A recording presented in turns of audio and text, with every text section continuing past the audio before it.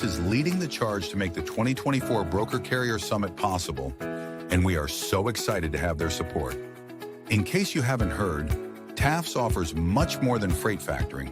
It provides a comprehensive support system for trucking companies of all sizes, specializing in fast and efficient invoice factoring with the ability to pay carriers in as little as 1 hour. And TAFS services go well beyond factoring, offering a fuel card that unlocks major fuel discounts, flexible business loans that are designed to cater to the distinct needs of a carrier's operations, a dedicated, responsive client experience team, and much more.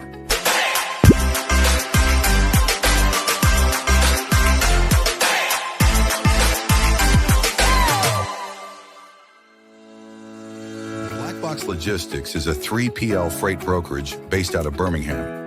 Alabama Black Box Logistics was formed in 2020 by 3 friends, Logan Dyer, William Graves, and Will Hopkins, in a basement office with the goal of bringing transparency around the clock communication and hassle-free customer experience to the table.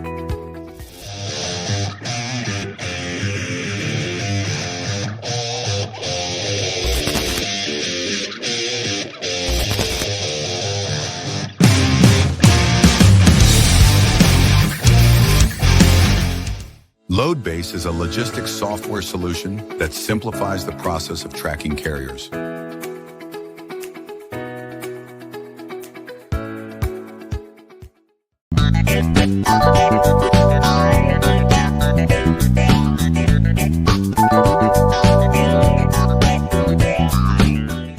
Multi-service fuel card, the industry's first fuel card, was created by an over-the-road truck driver in 1978 to offer a safe, simple, and cost-effective way to handle fuel and trucking expenses. Initially, it addressed safety concerns of carrying cash on the road. Today, it combats advanced fraud with best-in-class technical and personal support.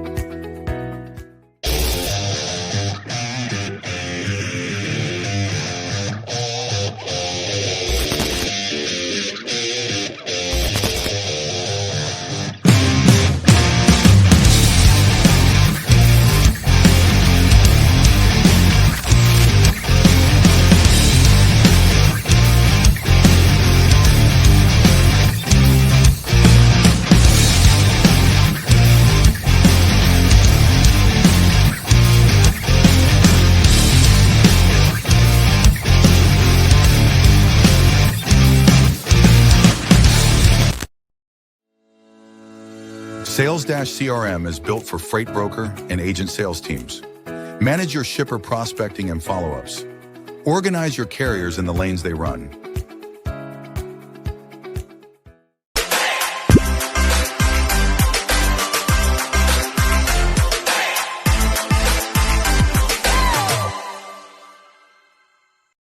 HD Ships is a leading logistics provider specializing in sustainable and tech-driven freight solutions.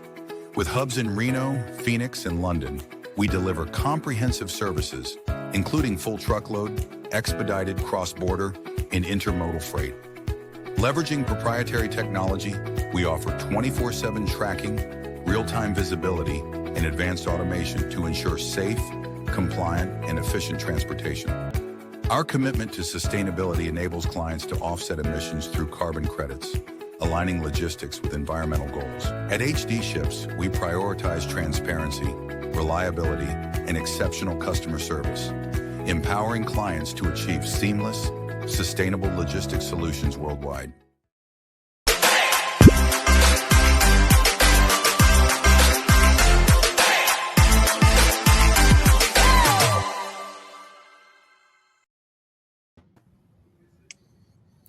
How's it going, guys? I messed up I think the technology already. I brought us all 3 to the stage, but that's all right. That's how it goes sometimes. But yeah, we're excited to be joined by Jake over at Southern Reins, CEO. And yeah, how's it going today, guys? Good. Happy Thursday, guys. Happy Thursday, fellas. Good to see you, Jake. Good to see you, Matt. Yes, sir. See you guys. Well, since I added you guys prematurely to the stage, let's do a brief rundown of our sponsors. Multi-service fuel card. Been in the business since 1978. Great people, Kansas City-based company. They work for brokerages too. If a brokerage wants to have a fuel card. HD Ships, obviously where I work, Black Box Logistics, Will's company, Load Base, we saw in the video, a great tracking software. Reach out to Stan or take a look at their website too. They're making a lot of movements. Stan was a previous dispatcher, great knowledge in the industry. I'll let Josh, since he's here, talk about Sales Dash. Yeah, Sales Dash CRM is a sponsor. I'm the founder. We work with Jake's team over at Southern Reins with their sales team. It's been a good relationship, but yeah, excited to have Jake with us today too on the show. Should be a good one. And our banner sponsor, brought to you by Taft's, top 10 factoring company based in Kansas City. Great people. Reach out to Rob or Ryan over there. Got the chance to meet them in person. And they're open till 12 o'clock to the week to answer problems. Just great group. Well, yeah, Jake, we're excited to have you. I'm glad Josh recommended bringing you on. You maybe want to just give us a quick intro, your background, to start for people who don't know you. Yeah, sure. One, thank you guys for both having me. Josh is way too humble of a guy. Sales Dash is such a great tool. He is underselling that 100%, but I'm here to give everyone in the audience a huge shout out to Josh and his team over at Sales Dash. It's been such an impactful thing for our business and our sales team. So, Josh, kudos to you and your team for sure. Thank you, sir. Man, I've been in the freight game since the day I graduated school. Fresh out of college, went straight into it. And you know how it is. Go Dawgs. In the industry, right? Once you get in, you never get out. So it's been a long 12, 13 years, a lot of really high highs and a lot of really low lows, but it's all the cyclical ride that, we've all been a part of. So it's fun. It's always changing. It's always evolving. And I think that's what, in my opinion, makes logistics exciting, is that it's just a new challenge to solve every single day, right? Did you plan on getting into it after college then? Was that your plan? Like, I'm going to graduate and go to a freight brokerage, or how'd that come about? Man, I don't think anybody goes to school wanting to be a freight broker, get into transportation, really.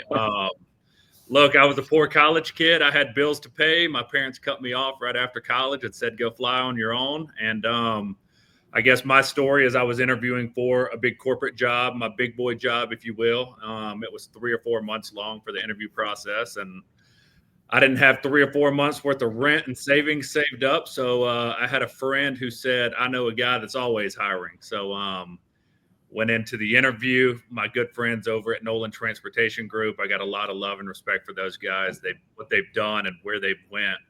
It's awesome to see what all they've done. But I showed up to the interview right out of school, suit and tie, dressed to impress. And my GM, I'm sure he'll see this, walked to the door and he had flip-flops and shorts and a T-shirt on and said, I guess you didn't get the memo, huh? So it was funny, man. I just walked in and, man, that Charleston crew that we all kind of went in with, it was fun. It was just a brotherhood. You guys know it. You guys have been in the game long enough. But the freight brokerage world, in my opinion, is just different. It takes a special breed of people to really kind of make it work and to kind of make it come full circle. And I think that's the one thing you got to do is just put the right people around you. And I think they did a really good job of kind of bringing all of us in and teaching them their ways of doing things. So did that, moved back to corporate in Atlanta, where the corporate team was at, had a lot of success there. Truly been in customer sales since the day I graduated college. I've never done any other role. That's the only thing that I've focused on. And had a lot of early success. So going back to, I was interviewing for my big boy job. By the time 4 months later came around and I got that offer letter, I was like, man, I've landed a customer or two. And I don't know. I think I could do something with this. I think it's, I don't know. I think it's something that I could be good at. So I actually put that offer on pause for a little bit. And I was like, let me give it 6 months and just prove myself, prove that I can do this, see if we can make a little bit of money along the way. And man, I fell in love. I got the logistics bug. It bit me. I still love it today. I'm very passionate about the industry. I'm passionate about the work that we do. And so I did that for 6-7 years over at Nolan and really just wanted to take a risk. I think my famous line is that I wanted to be Kevin Nolan, not necessarily work underneath him, right? I think what he has done and what he's accomplished is great. But I thought I maybe had something that I could help grow and bring a lot of people along with me and do something really special in the industry. So we're still early on. We're heading into our 6th year. We've had a lot of early success and a lot of growth primarily over the last 2 or 3 years. So we're really proud. We're really blessed. And I think what we are building here is really special. And I'm excited to see kind of what the next couple of years in this industry looks like. So Ryan Jake, says, giddy up. Yeah, shout out to Duda. Jake, coming from a top 20 brokerage in Nolan, I mean, clearly you had success there to want to spin off and start your own brokerage and whatnot. Of course, like you did really well in sales there to scale your book up and get to the point where you say, you know what, look, I think I can go and do this on my own.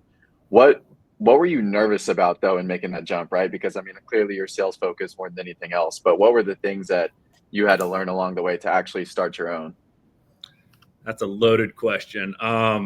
Number one, what I was most scared about was I was making a killing at 23, 24, 25 years old. I was making more money than I've ever dreamed of. I was making more money than my family's ever seen. And so really giving that up and taking a $0 salary and really just looking myself in the mirror with my back against the wall and saying, hey, if you take this risk, you know you're risking everything, right? So I think that was the first, I guess, scared moment I've ever had in my life. I've had a good life. I've never had to maybe struggle for the necessities in life, but I think that was the biggest eye-opening wake-up call is that, hey, it's you yourself. And I think when you put yourself in a room by yourself and you got to look at yourself in the mirror every single day, you will learn a lot about who you are as an individual, more so than anybody or any school could ever teach you. So I would say that was my initial scare or my initial worry. But man, that first 12 months, I've never created a customer invoice. I've never had to collect on bills. I've never had to do carrier sales. I've never had to do any of these, man. My job at Nolan was to sell freight, and that's all I did. I didn't worry about the operation piece. I didn't worry about accounting. I didn't worry about any of this kind of stuff, right? So just having to figure it out. And we'll probably dive into this. And look, you guys asked me if there was any topics kind of off limits, and I'm no. The answer is no. I'm an open book. There's no secrets here. But I had a non-compete, right? And so that's the reality of the situation I was up against. And that was a big piece of my decision, was weighing that option. And so I didn't have anyone I could talk to, right? I didn't have anyone that I could publicly go to and ask for help or advice on X, Y, and Z, right? I mean, I had the internet, but that only gets you so far. You still got to do the work and figure it out. So really that first year, man, I learned more about business and life and people than my first 29 years of life combined. So definitely really eye-opening when you got to look at the business as a whole. Was there anything, because I would say one thing for me that I sort of looked at and taken, because it is a large risk, in doing that, especially if you've saved up money and stuff. But one of the things for me was, okay, I feel confident that I could always just go back to being a sales manager, getting another sales job. Did you have that in the back of your mind? And was that something that gave you a little bit more confident in the risk, or was it just, no, this has to work? If I was walking away from what I was walking away from, it had to work. There was no plan B. There is no plan B today. This is my life. This is the decision that I made when I walked away from the other world I was in, and I was fully committed. And I almost think you got to have that kind of mindset, right? Because if you got a backup plan, what are you going to do if it gets hard, right? If it gets hard and things get difficult and the money dries up, like, sure, go back. But if you don't have that mindset, right? I think you got to be built a little bit different, right? You got to know that you have to prove yourself every single day. Yeah, no, I love that. And to start over so you basically went from, doing very well over at Nolan, and you started over basically from scratch. I mean, the amount of investment too with the first year of, no carrier working with you, not knowing how to do all of that. There had to be a lot of challenges in that first year. So a lot of challenges that no one tells you about, for sure. You don't have credit as a new company. And these factoring companies aren't friendly. You have to have credit. And if you don't, then they don't buy you. Right. So being financially stable is a huge piece of setting yourself up for success, right? Because if the factoring companies aren't willing to put their stamp of approval and you got to wait 18 months to build credit, then what are you doing for the first 18 months? You're prepaying everything, you're quick paying everything, right? And that's scary because waiting 30, 60, 90 days for these customers to pay you back, I mean, you're inside out of your money, you know, a lot more than you want to be. So it's tough. But I had a plan, and I had funds reserved for this moment, and knowing that this was going to happen. So, just got to be smart. I think that's what it takes in this business to survive and to thrive. You got to be smart, and you just got to be not willing to overextend yourself. So all the investments early on, all the technology, all the resources that I had at NTG, I didn't have any of that, man. I had a cell phone and a laptop, and it was lean. It was scrappy. I definitely didn't have Sales Dash. I couldn't afford Sales Dash at that time, right? So it was lean. It was as lean as it could get, but I knew what I could do, and I knew the relationships that I had, and I knew that if I just put my head down and went to work, it would all work out in the end. What's the biggest mistake? Oh, go ahead, Josh. Sorry, I was going to ask, just in your first year, Jake, what was the biggest mistake that you would say you made in the first year? A lot. And I think that's part of it, right? You got to fail. You got to fall flat on your face a couple times to really learn some of those hard lessons. So, look, I wasn't privy to all the accounting and all of the carrier side of things, and wasn't really. I don't think in 2019 it was as big a problem as it is today. But like all the scams and the double brokers and the theft and all the things that we're fighting day in and day out today, sure, it existed back then. I was naive. I was young. I didn't know what I didn't know. So I had no credit. These factoring companies wouldn't buy Southern Reins. So I'm prepaying or quick paying all these shipments. And I've gotten burned, more than a handful of times from these scammer carriers, and just having to go back and like double pay and make it right to our customers, right? So $5,000 cross-country line haul, I had to prepay it. Come to find out it got double brokered. Well, those bills are still due. So it's another $5,000 to another carrier. So really just those are real dollars, and those dollars matter, especially when you're as small as I was. I was a one-man show. So those dollars really hurt. So really just learning those lessons that were really hard up front, I think made me open my eyes up that, hey, it's not all hunky-dory out there. There's some real bad guys, and you really got to be on your P's and Q's and make sure that the way that you vet and how hard you vet, and just knowing who is hauling your freight for you. I think I had to learn the hard way a few times. So those were some really good hard lessons, especially in the early days. No, it's impressive. I don't think people realize, how challenging that is to go through your own authority. Yeah. I recruit freight agents, and I've had some people in similar situations as you, and their goal is to have their own MC and their own company for some of the exact same reasons you mentioned of, the first year, no credit, not knowing anything about accounting, not knowing anything about that. They start the agent route and go that way, because it's a lot of capital too, as you mentioned, to prepay. So it's really impressive you got through that. What do you think? When did you kind of start expanding or hire your first employee? Or how was that whole process of going from a one-man show? Was your first hire in accounting, your first hire in sales, or how did you go about making your first couple hires? Sure. Did the first 12 months 100% on my own, and then just realized that hey, I'm going to need some help here, right? So I actually brought on a former colleague of mine that I used to work with. And he was in sales because I knew I had so much accounting work that I was doing, right? So the finances, in my opinion, was the most important piece. Got to build the credit, got to make sure the bills are getting paid so that we can survive. So I brought a sales rep on to help me on the sales end so that I could kind of go 1 foot in, 1 foot out with accounting. And honestly, it was at that very moment, within 2 weeks of me hiring my very first sales rep, is when I got the phone call from Nolan's, the non-compete situation. So that was obviously not the best situation. But like I said, man, it's all love. It's all respect now. We settled. We did what we had to do. We went through the motions, and I'm a very straightforward black and white guy. I knew what I did was wrong, but I knew that I was willing to fight that battle in order to get to where I thought that my vision was going to take me. So went through all the legal procedures. All that was normal. All that was fine. And then it wasn't really until the end of my non-compete, which was a 2-year non-compete, that I really said, all right, Now let's do it the right way. Let's go. Let's try to build. Let's bring a few key people in. So we brought on an operations person, and then we brought on another sales rep, and then we brought on another operations person. So really sales and ops was the first two, because I was still able to manage all the accounting, right? I figured it out that first year by myself. So I was more so just making sure that everything was flowing the way that it needed to be flow. I'm a very OCD. I like everything to be perfect kind of guy. So I really kind of had all my hands wrapped around that piece of the business. But it was still small. It was still manageable. And it wasn't until really, what is it? We're going into 25. So probably 2022 is when I was like, all right, we have good credit.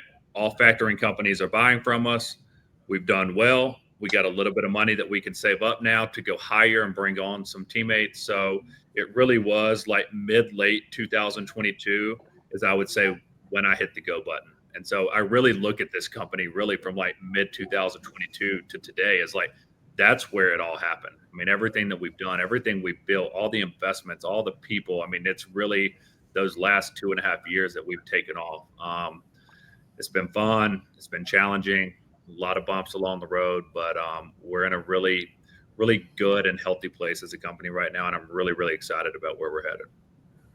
I didn't know that about you. I'm kind of curious your thoughts, because I left a W-2 position and went through a legal situation myself, which is part of the reason I'm in recruiting. But I'm just kind of curious, and it doesn't matter your opinion. For example, Will, my co-host who's not here, has a very different take on non-competes than I do. We still run a podcast. I'm just kind of curious how that maybe experience, that you went through with the non-compete, does that shape, your current, employees with non-competes, or what's kind of your, just thought process on non-competes in general after kind of going through that situation?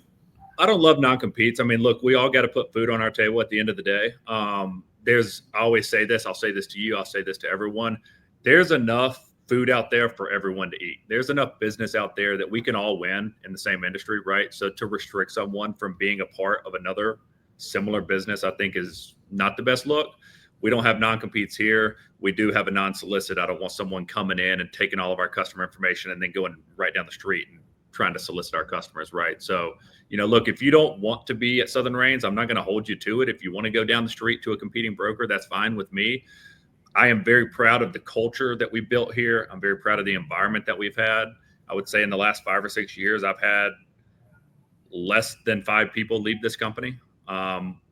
These people that we bring on, they're here for the right reasons. The people that want to be here are still here.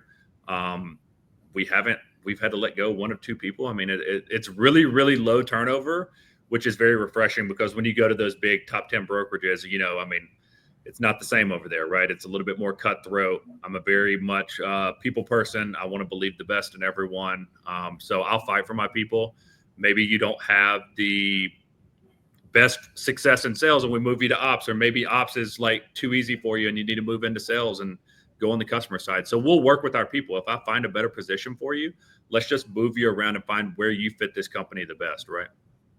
No, I love to hear that. How did you guys kind of go about creating? That's great numbers in terms of turnover and retention. Were there some big things that you kind of learned from your previous roles, or just friends in the industry, or what kind of went into some of the things to developing that good culture? Man, I don't overcomplicate things. I really do believe this is an awesome environment. I believe this is an awesome industry to be a part of. And then people maybe ask me, like, how are you guys growing when everyone else is seem to be, hurting? And it's just that team. It's that culture. It's that environment. If I took my laptop and walked out there and walked you on the sales floor, we have a beautiful office environment. Where we're at is a great location. It's very fun. It's very energetic. Like I said, I've been working a sales floor for the last decade. So keeping the energy up, creating a healthy environment. It's very open air. So you see, I mean, it's floor to ceiling windows. And I just think it's a little bit of all of that creates our secret sauce here, right? And so it's fun. We keep it energetic. We do things together. We bond together. We'll walk down on the boulevard and go have a beer after work together. I mean, what we're doing is more family oriented than just like, hey, come in and make 100 sales calls and leave and go home, and then come in tomorrow and do the exact same thing over and over and over. So I feel like we just try to create our own path moving forward. look, I've learned a lot. I've seen a lot. I've asked a lot of questions from other brokers that are in the similar space. And I feel like we're just in our own lane, doing our own thing. We're not really worried about what everyone else is doing. We're worried about what we're doing and what we can control. And I feel like that's all you can do really in business, but life as well. Yeah, man, I've got to give you credit because I've gotten to visit Jake's office for Southern Reins in Alpharetta at the Avalon. Shout out to Alpharetta. But it's a super nice office. And I mean, it's one of those places where I feel like people can come in and be themselves and they have fun. There's no gongs in there, but they've got a really nice big JBL speaker. So if you close a new customer, they'll be cranking a song on the speaker, and they keep it pretty energetic, but everybody's pretty active in there. Jake, when you were at Nolan, were you part of the hiring process at all? So were you going through interviewing for any of the new sales reps that were there before you started Southern Reins? Not necessarily on the hiring aspect, but what we did there was we did a lot of trade shows. So whenever they went to UGA for career fairs, I was always a part of those visits, right? And so I got to see kind of the candidates and some of the HR team and the recruiting staff and kind of the questions that they would ask and what they were looking for when they were bringing in candidates. So I saw a little bit more on the recruiting end there, but never would I sit in on like individual interviews or anything like that. But we did a bunch of shadow sessions, and we'd bring in maybe recruits or talent, and maybe they would just sit with a veteran and just shadow for 30, 45 minutes. So I was privy to, I guess, maybe the talent that was being brought in, but never like one-on-one interviews ever. And then I guess like with your approach to hiring, do you typically, let's just say a salesperson, do you typically prefer them to have experience, or do you not really care about that? That's such a great question, Josh. We are actively hiring right now, and me and my corporate sales manager have been in interviews for the last 2 weeks, this week as well. And, I think it's a little bit of both, because I don't like someone, and I don't mean this negatively, but like someone with a lot of experience, it's hard to retrain their minds and to do things the Southern Reins way, right? They think they got it figured out. Maybe they had success somewhere else, and they're just a little bit tougher to try to get to commit to the brand and to the culture and to everything that we have going on, because they just want to come in and do things their way. So I love some new hires right out of school. I look for people that are hungry, people that are driven, people that are competitive. And like 2 industries that I love to recruit from is athletes and food and beverage. I think those are 2 really good industries to try to look for. On the food and beverage side, you have people interacting at the bar, the restaurant scene with strangers every single day. And it's very similar to what, right? So I like that aspect on the food and bev side. And then on the athletic side, it's structure, it's routine, it's competitive. It's the same thing day in and day out, right? So I think you can take a lot of pros from those 2 industries. But look, man, we're an open book. I entertain people of all industries, all prior experience from right out of school.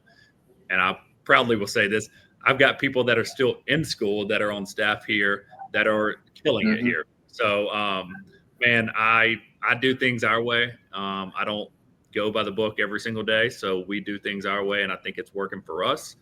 And to me, that's the most important piece. What's a favorite interview question of yours? Like, what's one your go-to interview question? One of my favorites, but why are you interested in this role? What about Southern Reins brings you to the table? Because there's a lot of big brokerages. There's a lot bigger brokerages than we are. I know a lot of them are right down the street. They probably can afford to pay you more. They can probably give you better benefits. They can probably give you a lot more than I can afford to give you. So why Southern Reins? Tell me what you know about us and why us. So I like to, I don't know, put a little pressure on them and see what they know about the company before they just walk in. Are they just applying to 100 places and seeing what sticks? Or is there a reason why they chose Southern Reins? Did someone recommend them? Did someone say something really positive about Southern Reins and they believe in that? So I think that answer really tells me a lot about that person. 100%. Is it probably a benefit too? I mean, I see this, I don't know, I'm imagining your revenue is probably similar as HG ships for about 50 billion, but a lot of people, mentioned the saturation coming from, sorry, I have a cold, from bigger brokerages, not being able to prospect, many accounts and a lot more corporate policies. I mean, do you have some people kind of, looking into Southern Reins just because, there's not much saturation, there's probably not the same, corporate policies, and kind of, as you mentioned, it's a, family culture. You guys kind of go out to beer after work, do events. That's got to be a big selling point for you, I'd imagine. I think if you or any other individual that's listening to this podcast walked through the front doors of our corporate headquarters in Alpharetta, you would know within 5 seconds a little bit about Southern Reins and who we are and what we stand for. I think it speaks for itself. I think that's something that I'm probably most proud about of what we have and what we have going on. But look, I've got people at these top 10 brokerages in my office interviewing over the last 2 weeks, right? And there's a reason why. And we've all been through it. We've all been at these big companies, and either there's no advancement, there's no career path, there's no future opportunities, or you're just another number, right? And I think we've all fallen victim to maybe feeling a little bit of all that, right? So I think here, I think there's opportunity. I think they see a young, healthy, growing company, and maybe they want to be a part of that because they can make an impact. And I think that's really, I think our generation, if I was to speak for our generation, I think that's what we look for. Maybe more so than money. I know money is the key factor of life, if you will. But people want to have a meaningful impact in their day-to-day. And if you're going to go into work every single day, I think being able to go in and make a difference and make an impact on a company is really important. And I think that's what every individual here has the opportunity to do. What's the most unique thing that somebody's done in the hiring process, or, trying to fill out an application online? Like, what's the most interesting thing somebody's done to actually stick out? And I feel like it's important because there's a lot of people out there that can be looking for a job, or, they're waiting months to get a job, but who's gone above and beyond that, is the first person that sticks out to you? That's a good question. You don't have to name them. Yeah, I'm trying to think, and I don't think there's anything like wild or crazy, or like there's this crazy story that I always love to tell. Nothing really out of the ordinary, I don't think. I mean, I think some people's experience or maybe lives that they lived and things that they've gone through are meaningful to me as an individual, but nothing wild or crazy has ever come. But I encourage anybody that wants to apply here, if you want to be different and stick out, I open the door to that. Well, somebody give me a cold call or something. Yeah. I kind of wanted to ask this to kind of go a different direction. I asked Josh about this before, and he's like kind of echoed what you said. You're kind of a open book, and I know you put out a pretty viral. It's obviously not a great market right now, and a viral post kind of about a shipper and then not paying and going to the news regarding that. Just curious if maybe you wanted to touch on that, because that's a problem that isn't really talked about as often as maybe it shouldn't. At least I don't see it talked about very often. I know it was and why? Because it's tricky, right? That's a tricky situation, and you got to be a little bit careful, because that when you go public, that relationship is 100% severed, right? So you're going to do everything you can behind closed doors to go fight, to collect and fight and exhaust all resources. You're going to put everything you have into it, and we did that. We did it for months and months and months. And look, I'm not here to name names today, but they're one of 3 or 4 customers that we're having issues with, right? And I think that's the dark side of the business, and I think that's what maybe a lot of people don't see, right? They see a nice office in Alpharetta. They maybe see events that we host that look fun and this and that. But this is a hard business, man, and it's so much harder to collect than you've ever dreamed of, right? Because there's not a lot of really good, healthy, growing businesses that are in really good financial shape. There's a lot of really bad ones and a lot of ones that are trending in the wrong direction. But that's a real problem, man. That's a real problem in this industry. I hear it every single day on all these calls. Josh, you and I are, part of a little small group that we meet with, and like every single person echoed that. It's just who's going to go public. And I was frustrated because that company got acquired for a lot of money, and I'm sitting here holding the bag of 6 figures. And it's like, how is this fair? Like, you're a huge company. You got bought out by another huge company. And here I am with 35 mouths to feed. And it's like, how is this right? And look, dude, I'm still fighting that, man. It's costing me a ton of attorney's fees. I'm so tired of fighting that fight, man. It's crazy. And I guess that's the eye-opening part of this business, and some of the lessons that I've learned along the journey over the last few years, is that like, people do not pay their bills. It is wild how you provide a service for someone, you really help them out in a time of need, and they just don't pay. They're one of many, many customers that are just like that. So to all brokers or people wanting to get into the business, it's a real thing. It's a very hard, dark piece of this business, but it happens every single day. And you guys are fully bootstrapped, right? 100% You fire off on bootstrap. the questions so fast. No, it's Yeah. my fault. I might be on a delay in Colombia too, so I'll pause a couple more seconds for you, Josh. Sorry. You're good. Yeah, sorry, Jake. You guys are fully bootstrapped, right? 100%. Yes, sir. Has that been the plan all along? Has it been tempting to potentially take any cash along the way? Tell us a little bit about that, because I know bootstrapping a brokerage is not the easiest thing. Yeah. I mean, look, I think the first few years was the hardest. I had conversations with people within my network. Hey, just in case X happens, can you provide Y, right? So I think I've always maybe had access to it if I needed it, but my goal was to never touch it. I'm very proud of this company. I'm very proud to say that I own 100% of this company and that we don't have a bunch of private equity behind us, because I think it's really easy to maybe just fall into that category.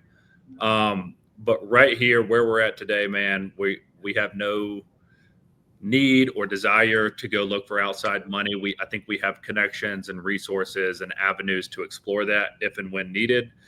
But right now we're just focused on us, man. We just finished up a huge office renovation. We doubled our footprint here in Alpharetta. We're about to get into a bigger space up in North Georgia and Dalton as well. And we are doubling down on Southern Reins and what we're doing. So we are putting all of our eggs back into it. Look, man, I made a lot more money selling freight at Nolan than I ever made owning Southern Reins Logistics. I'll promise you that. I take everything and we dump it all back into this thing every single day. I mean, I am 100% all in on this company. There's no backup. There's no plan B. And I want to see this thing all the way through. How was that selling? Are you? I believe. Correct me if I'm wrong, but you're married and have kids, or married and have a little 2-pound dog. No kids. Okay. Was it tough selling the dream to your wife, leaving that 6-figure job at Nolan and going to start Southern Reins and going to start all over? Was that a tough sell? I'm not going to say a tough sell, but that's real conversations, right? Those are real conversations that you got to have with your significant other, your wife, your husband, whoever. Because that's a huge risk, right? Because we had created a lifestyle that was really good for her and I at the time, right? And so for me to say, hey, I know this sounds crazy, but I want to walk away from everything I've been building over the last 7 years. And I want to try it. And I don't know that it's going to work. And then within 6 months of me opening up shop, COVID hit. And then I thought, oh, Lord, what have I done? Like, I literally just messed up my entire life. We all know that kind of turned into a blessing. But yeah, real conversations. And honestly, I probably wouldn't have had, I don't know about this comment that I'm about to make. I probably wouldn't have had the courage that I would have had without her, because she was my sounding board. She was the only person I could go to and talk to about the situation, the opportunity, what my thoughts were. So she gave me all the love, support, and courage to go fight for my dreams and take the chance and take the risk. And she supported me every single day along the way. She's a big part of the business today. She's here every day with us. Look, we're a family here. You got husband and wife here every single day. And, there's challenges with that, just like everything else in life, but you just got to learn to manage that. And I think with us not having kids, I almost look at that as like a blessing, that like, this is my baby. This is where I put all my effort, all of my energy, all my love is here with the people that are here, part of this company. That's really cool. So you guys work together. Is she in the operation side, the carrier side, or it's pretty cool you're able to bring your wife into the business too. Makes it fun. Yeah. She has a marketing background and has been in that world for a long time. So she really takes all of our crazy thoughts and ideas that we throw at her every single day and just kind of makes it look nice and pretty. I mean, she's here to really do anything that's needed, right? I mean, if anybody needs anything, they honestly probably go to her before they ever come to me. She is just a resource for the entire company. People chat with her on Teams every day, asking for custom, business flyers or this, or they need X, Y, and Z. And I mean, she really just does a real good job of just like taking care of everyone, and then does an awesome job on the marketing end as well. Yeah, I can attest to that. Shout out to Kaylee. She's always active, and from every time I've talked with her, she's just trying to help out all the team members. She gets up super early. That to me was also really impressive. Last time we all got to spend some time and just talking about how early she gets up to get into the office and support the team. So definitely got to give a shout out to Kaylee and for everything that she does. Yeah.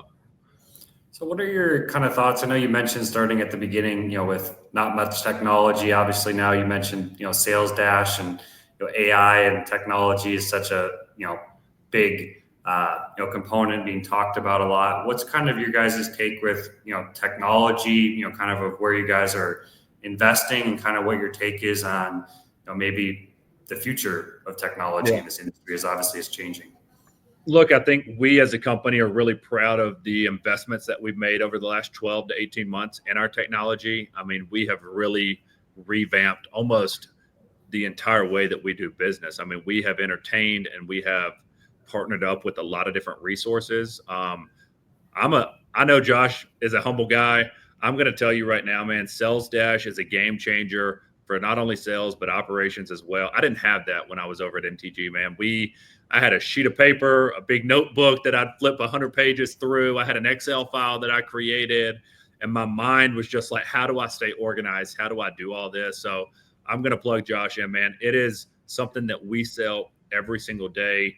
All of our sales team is 100% bought in. And I love that it's built by freight brokers for freight brokers, because when I made this initiative that like, hey, tech is going to be our focus over the next 12 months. We did the HubSpot, we did the Salesforce, we entertained all these big companies. And it's like, dude, we're just freight brokers, man. Like, we don't need all this. I can't even understand like how to kind of make it all work. I'm not like a tech guy. I'm a freight broker. I'm picking up a phone and I need to know when I need to make another follow-up call, right? And Sales Dash is a lot more than that, but he gets it, and it's tailor-made to the freight broker and the freight industry. So 100%, that has been a game changer for us, not only for our sales reps, but for management, sales managers to be able to kind of go in and track the activity and track the pipeline and the deals that are close to being done. And it's such a good tool that everyone here has nothing but good things to say. I think Josh is going to come up maybe next month in January and just spend time with our entire team and showing them, all the features that maybe we aren't utilizing to the full potential. So Sales Dash, huge for us. And then when you come and you bring AI into the conversation, I'm seeing it every day. We're all on LinkedIn. We're all online. I'm sure it's going to enter the space. It has entered the space. It's here to stay, I'm sure. I'm such a people person, man. I'm a relationship guy. Nothing beats me picking up the phone or me sitting down face to face with you guys. I think that is here to stay. I don't think that will ever go away. I think AI is really good for certain things, but I truly believe the freight business and the freight broker industry is tailor-made to people talking to people and people having real relationships. So it's here to stay, just like electric cars and all these self-driving cars. They're out there, right? But it's still the men and women behind the wheel every single day that are putting America on their back. Thanks for the kind words, man. Really appreciate it. Means a lot. I wanted to talk sales really quick, if we can get a little bit of sales conversation in here. Sure. So one thing that stuck out to me when we were setting up the CRM for you guys, from a reporting standpoint, like I remember one of the things specifically you talked about, you're like, look, activities are great and all that kind of stuff. You're like, I just care about calls. I want to know like what calls are happening, because it's obviously easy for, I think, sales reps to email. It's more comfortable because you can just be behind the keyboard. And obviously with cold calling, there's a ton of rejection, and it's one of the worst feelings, I think, for humans, but you got to have thick skin and all that stuff. Just talk about the importance of cold calls just in general for the business, and what it's done to help you guys grow. Look, that's what we do. That's the business that we're in. It will never go away, in my opinion. Sure, there's a lot of AI, there's a lot of great emails, and there's a lot of great whatever out there, but cold calling is here to stay. It's part of the business. No one likes to do it. I don't want to come in and make 100 calls a day, but it's part of the grind. And that's where you build those relationships, right? I mean, it's the repeating follow-ups and setting those sales cycles to follow up every single day, because I am a huge believer that sales is half luck, half timing, right? We're all using the same tech. We're all fighting for the same trucks. We all have access to the same thing. You got to be able to put yourself in the right place at the right time to get lucky. And if you're just sitting behind a keyboard, or you're not staying active on the phones and checking in with those customers, right, you're never going to put yourself in a position to get lucky. I literally have a sales rep out here right now. He's brand new, 3 months in, and he finally got his first quote from this customer this morning. And I think he lost the load. Fought hard for it, right? He was so bummed. He was down in the dumps about it. And I was like, man, treat her with kindness. It's fine. Let her know you're here if and when that truck breaks down or if anything happens. It's 4:45 right now, At 3:30, she emailed him, hey, that truck actually broke down. I could really use a truck right now. Can you save the day? Truck's on site right this second, getting loaded up. But like, it's that constant follow-up. It's that constant staying active, staying in front of that person or that prospect. And I always say activity breeds activity, right? So we keep our sales floor active. We want the calls to be there. I want to walk in and it just be buzzing, the office be buzzing, right? Because I know if the two people sitting to my left and right are hammering out the phones, man, I got to match that, right? And so I think that's just part of it. And like, it's not forever, right? The goal is to build a foundation, build a book of business around that. And then it's a lot less 100 calls a day. Then it's more strategic and setting up face-to-face visits. And you can just sell at maybe a higher level. But I think for anybody in that 0 to 6, 0 to 12 month range, I mean, it is heavy cold calling. You guys That's operate awesome. on a split model, right? Say that one more time, Matt. You guys are on a split model, right? Yeah, kind of. I call it a little bit of a hybrid. So if you're like a less than $10,000 or $15,000 broker on monthly margin, we want them to be cradle to grave, right? I want them to learn everything about the operations piece. I want them to know that Friday at 8 o'clock, if you are on an island by yourself, you can handle that entire shipment, cradle to grave.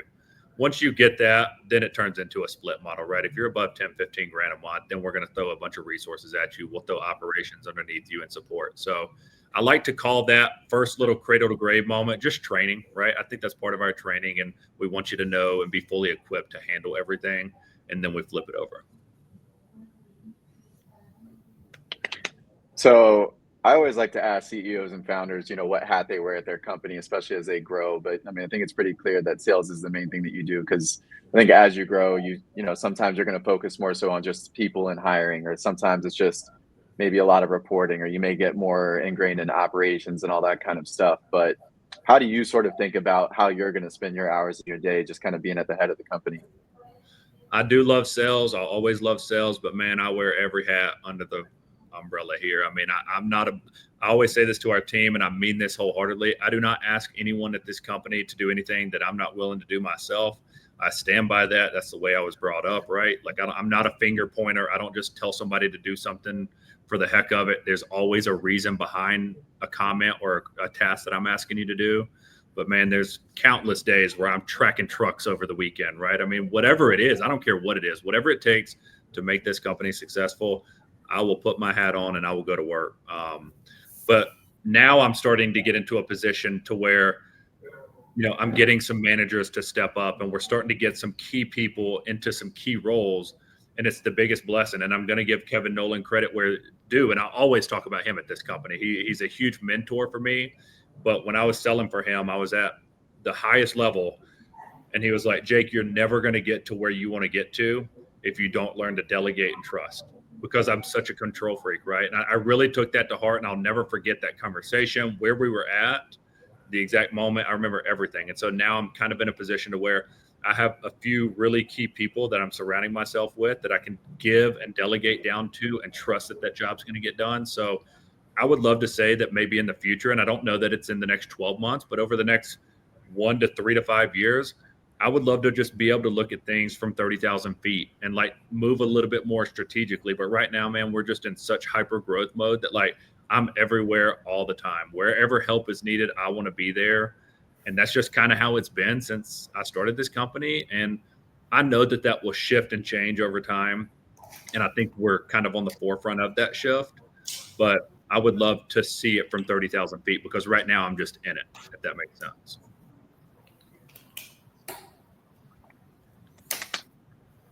Yeah, all right. I got another one for him. Jake, I know you're a big sports guy. What's something, whether it's an athlete, coach, could be your boy Kirby Smart, whoever you got, but what's something that you've taken from somebody, even just from your experience playing sports growing up, that's kind of helped you on the business side of things? Look, man, if you know me, I'm a bulldog. As hard as they come, man. I love Kirby Smart. I believe in everything he's saying. I'm sure if you go on my LinkedIn, there's a post from a little while back, but I believe in the way that he coaches. I believe in the way that he treats his other coaches. I believe in the way that he treats his players. I love watching him up and down the sidelines. I mean, if you want to see someone that is fully invested in his team and the success of his team, I want to mimic him. I wish he'd come talk to my team and fire us up. All I have to do is just turn on ESPN and listen to Kirby Smart, and it fires me up.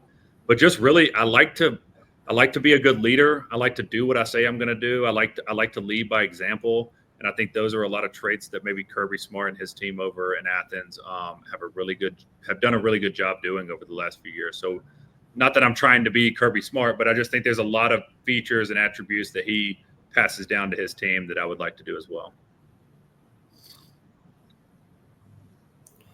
I think that's everything I got. It was an hour flew by. We appreciate having you on. Jake, is there anything else you want to touch on? No, honestly, first podcast. Josh is a great friend of mine. Matt, pleasure to meet you. I love that you're in Columbia. I think we were chatting before the show, but we got a couple folks down there as well. And some of our employees just got back from Columbia. So really cool to kind of see all the pieces kind of tie together as well. Yeah. I'm sure people will see you on this one, and you did a great job. I'm sure you'll get a message or two next week from a different podcast. Yeah, absolutely. Yeah. Well, I'm glad it was with you guys, man. I appreciate you guys. Josh, I respect everything you have going on. And, man, if there's anything y'all need from me, I'm always one phone call away. Well, appreciate it. Likewise, man. Yeah, have a great rest of the week. Awesome, guys. Thank y'all. Right, Thanks, Jake. Really appreciate it, man. All right. That was a good one. Jake's great, man.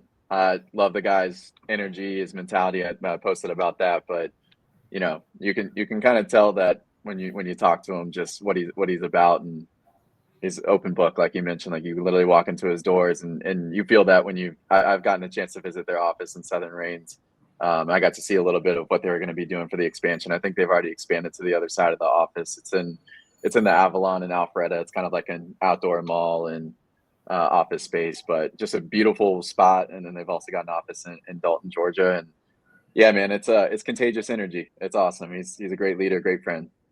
Yeah. So it's fun. Obviously I missed Will, and I'm excited for him to come back in January, but it's been fun having you, because I never would have thought to ask Jake or know Jake to come on. That was a great guest. So that's a fun part of having you here for this month. So Oh yeah, man. Shout out to our sponsors again, Multi-Service Fuel Card, been around since 1978. Great people over there, great rates. We've had drivers on that have talked about them.